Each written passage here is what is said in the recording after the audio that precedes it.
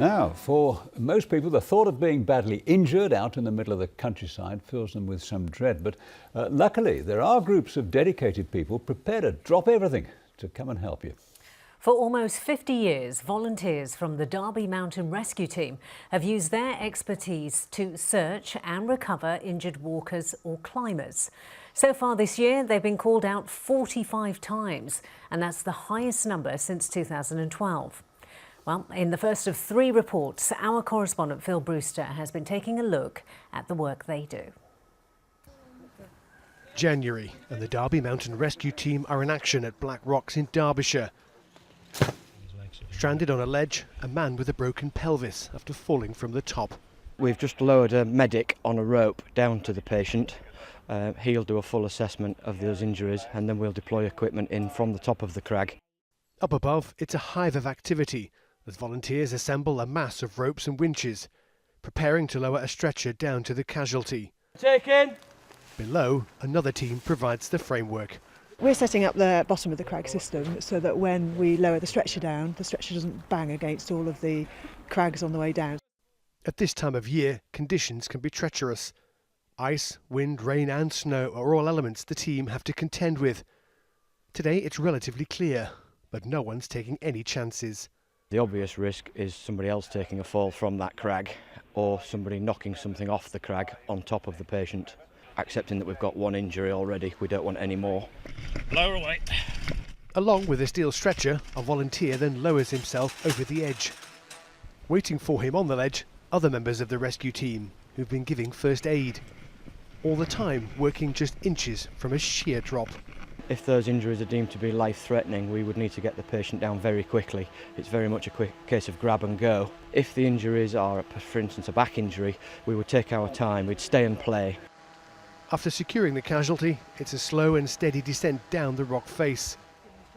Footwork and balance is key. Finally, the stretcher reaches the base of the rock face. But even here, wet leaves and slippy rocks can catch you out. This was in fact a reconstruction, a training exercise designed to hone skills and teamwork for the real thing.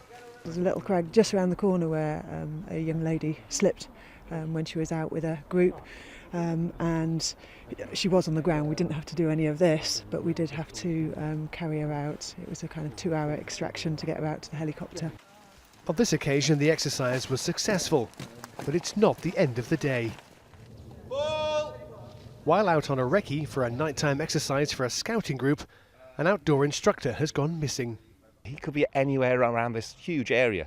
So we've got a lot of woodland, we've got some heather, we've got some moorland, we've got all sorts of terrain, and they're going to have to go through all of that to see if they can find him, diagnose him, treat him and evacuate him. To make the training as realistic as possible, the team have no idea where the casualty is. To locate him, the volunteers have to spread out and cover the terrain in a systematic fashion using a grid search pattern. The search area is roughly 5 square miles. For the rescue team, it often means having to navigate their way through a natural obstacle course. As well as the problem of actually having to try and find the casualty, another issue the rescuers face is the difficult terrain.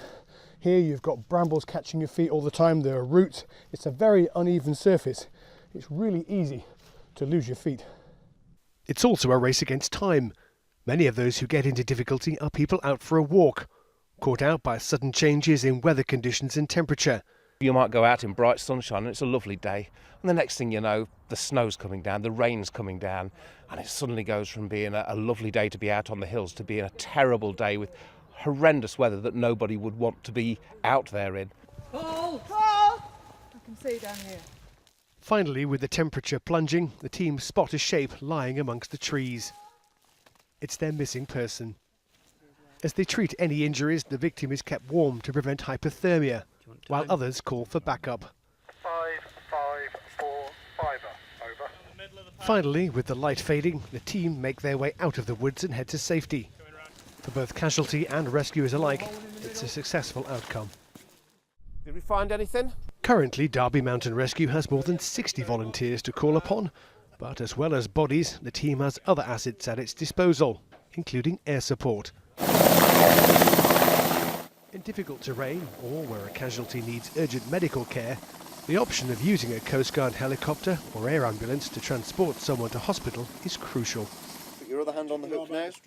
In this instance, it's a chance for newer members of the team to be shown around the aircraft, see how it operates, and appreciate the difference it can make in an emergency.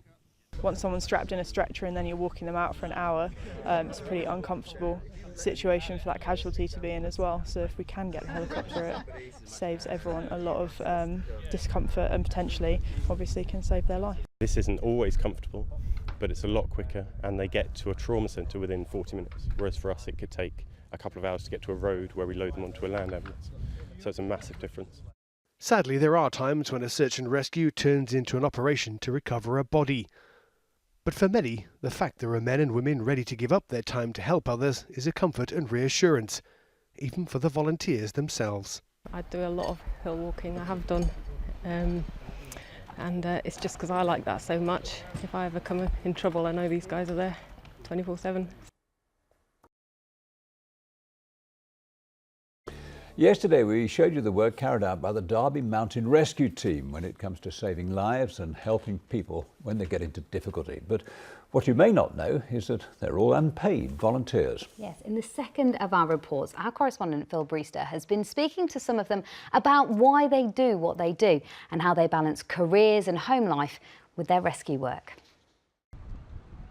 December 2015 and devastating floods hit Carlisle. Mountain rescue teams from all over the UK are drafted in to assist around the clock. Among those helping with the rescue effort was David Wilson, a volunteer with the Derby Mountain Rescue Team. 2 years on, and back home with his wife Ellie, he recalls the difficulties the team faced. We attended lots of flats, just getting people out really, putting them into boats and things. We attended a couple of streets where it was, chest deep, we were kind of floating in the water. But in such terrible circumstances, a consoling word to a flood victim proved to be just as important as a rescue. They've just lost a lot of their property, maybe their home is, destroyed or whatever. And it's just making people feel like you're there to help and that you can do something small, for what they've been through, but do something to help them. To refresh and update their water rescue skills, the team hold regular training sessions. At this one on the River Derwent near Matlock, it's a chance for David to share what he's learned out in the field. Everyone pair up and pick a buddy. As team leader, it's up to David to help volunteers prepare for an environment they might not have encountered before. On this occasion, conditions are relatively benign, but looks can be deceiving. I can't actually get across there by myself in any of the deep water because it's too deep for me and the pressure's too great. So unless it's shallow, there's only one place there that I've found that I can get across tonight. I personally have not been on a real incident, so I haven't got that experience. But that's what the training is for. And whistle blows. It's now 4 years since David became a volunteer with Derby Mountain Rescue. By day, he works as a combustion engineer at aerospace giant Rolls-Royce. Luckily, when it comes to call-out, he's got an understanding line manager. He's really amenable to me just kind of leaving, and he'll know where I've gone. So it's just, just tell him really and run away. David's volunteering role also has an impact on home life. Over the years, his wife Ellie has got used to the fact her husband may have to drop everything at a moment's notice, day or night. The best one is when we're out at parties. Yeah. And I look round and he's like, I'm off. See you later. And that's like, okay. We've gone in the same car. Yeah, and he's the driver. So that's always exciting. Someone else with mountain rescue in his blood is Chris Plant. A teacher by day, he's been a volunteer with the team for more than 30 years. Having climbed, skied, mountaineered all over the place over the last lot of years, it's just my way of putting back, and it's just working with a great set of people. Today he's taking part in a charity abseil off the top of Derby Cathedral. Among those Chris is sending over the edge is his wife Sue, who, despite being a climber herself, is afraid of heights. 200 feet below, watching Mum descend, are siblings George and Eve, who are also both in awe of what their stepdad does in helping others. I think he's brave to do that, and it's good of him because he's sometimes saving people, but it's also sometimes a bit annoying because when we're about to eat tea then he just has to go. I think it's good of him to help out and He climbs loads and he just wants to help the other people that are climbing if it goes wrong. I'm blessed with a fabulous family that have never questioned whether I should go or not. The only question that I get is, give us a call when you're on your way home, as long as it's not too late. For Sue, it's been a dizzying experience. I'm going to swing. It's going to move. But back on terra firma, as relief sets in, there's also an appreciation of Chris's dedication to his rescue volunteer work. He spends a lot of time training and going on call-outs, and he's personally invested a lot in that over, I think it's nearly 30 years now, so I'm really proud of what he does. Swimmer, look at me! Back on the River Derwent, the training's now in full flow as the team practice line throwing and pole rescue work. Exercises like these at weekends or during an evening can be time-consuming, but they're crucial to the success of Derby Mountain Rescue. It can be a little bit, oh, I'm just going on another call out, but just remembering that actually that might be that person's worst ever day that they've had, and being able to go and help, you know, is really something. I couldn't do it, and I think actually it's fabulous what all of them do and stuff, and the time and the training and actually like the dedication to it, because yeah, it's a huge commitment. And for Chris, it's the satisfaction of helping others in distress. That, and seeing his wife safely down the side of a cathedral in one piece. To be at the top there and for me to see her and her look at me and her look at her, and then the deep breath and then off she went. Just so proud. Did you check the insurance policy beforehand? Yeah, it's all up to date and paid for. Phil Brewster, ITV News. Now, all this week, we've been highlighting the incredible work of the Derby Mountain Rescue Team. We've spoken to some of the people who volunteer for the charity, but what about the thousands of people they've helped over the years? In his third and final report, our correspondent Phil Brewster has been speaking to rescue victims, including one climber left badly injured after falling almost 30 feet onto rocks. Thomas Teal is never happier when he's out climbing. For him, mountaineering is in the blood. But a few months ago, his passion could have been his undoing. In June, he was with a group of friends scaling Crackcliff rocks when he suddenly fell. We did a bit of lead climbing, which is where you put the gear in as you climb up. And as we got about 9-10 metres up, I was putting in a piece of gear and I suddenly slipped. And as I fell down, one of my pieces of gears popped out and I've gone through a tree, flipped over backwards, and I then hit a big slanted rock down at the bottom, cut my head 3 places, broke my thumb, got rash down my right arm, all down my back right side. Still conscious but bleeding from his head, the call went into Derby Mountain Rescue. Within 30 minutes, a team was on the scene, including volunteer Ian Blessley. When you get told someone's had a 9-metre fall and they've landed on their head, you're expecting things to be a lot worse than they are. After giving Thomas painkillers and treating his wounds, the team had to get him to hospital, but the terrain was proving tricky. Here we're on quite a steep slope. We're surrounded by a lot of thick woodland, so taking somebody out, carrying somebody out would have been very difficult, with a potential risk to the casualty because he's strapped in a stretcher, and also to members of the team. So the decision was made to call for backup. Within 40 minutes, an HM Coast Guard helicopter was on the scene. For Thomas, it was a welcome sight. The helicopter just circled round like 4 or 5 times whilst they were setting me up, making sure everything was all right with the stretcher and that, and then they attached me to a winch and the helicopter hovered, not quite sure how high, and then winched me up. Now back climbing again, Thomas has nothing but praise for his rescuers. They were really reassuring, made me feel comfortable with the situation, with a bad situation. Basically unnamed heroes in my eyes. Lower. Someone else with a lot to thank Derby Mountain Rescue for is Pat Parsons. 9 years ago, having just left the Marines, Pat became a climbing instructor and was teaching a group of clients here at Harborough Rocks when disaster struck. A bit of rock snapped.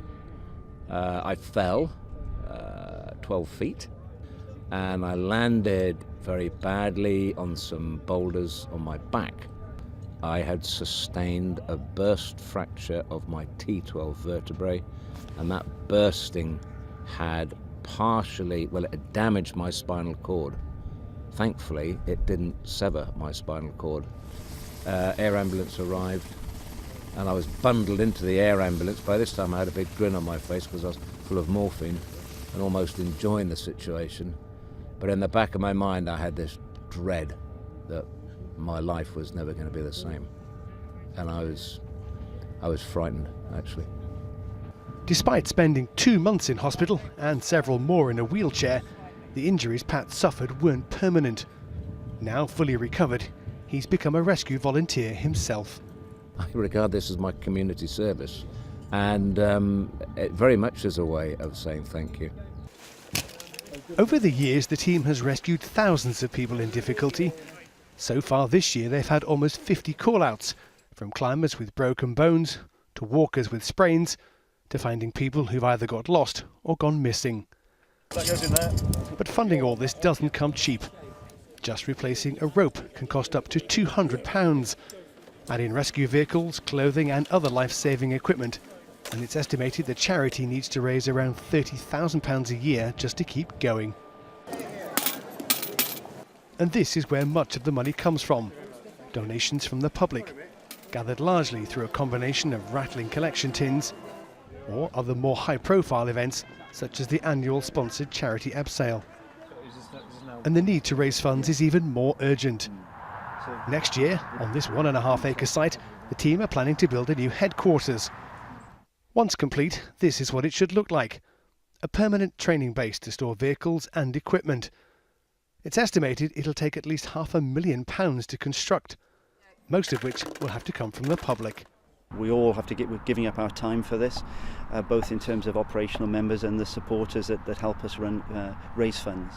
So yes, we are the only channel really open to us is the generosity of our community.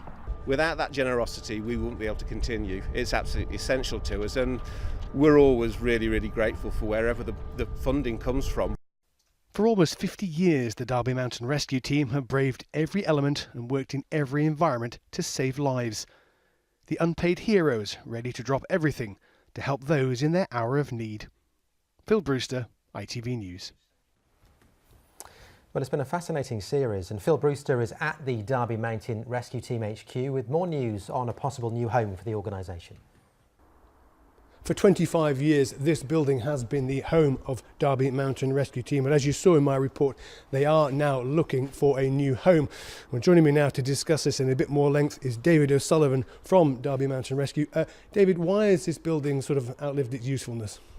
I think it's been a great home for us for the last 25 years, but as you can see around here, we've got 3 large vehicles in here. We've pretty much filled up the entire space, and I guess we've really just outgrown it. We don't have any training or meeting facilities here, so we kind of beg, steal and borrow from local businesses that let us use their offices when they can. And as regards the new HQ, how is that going to help you?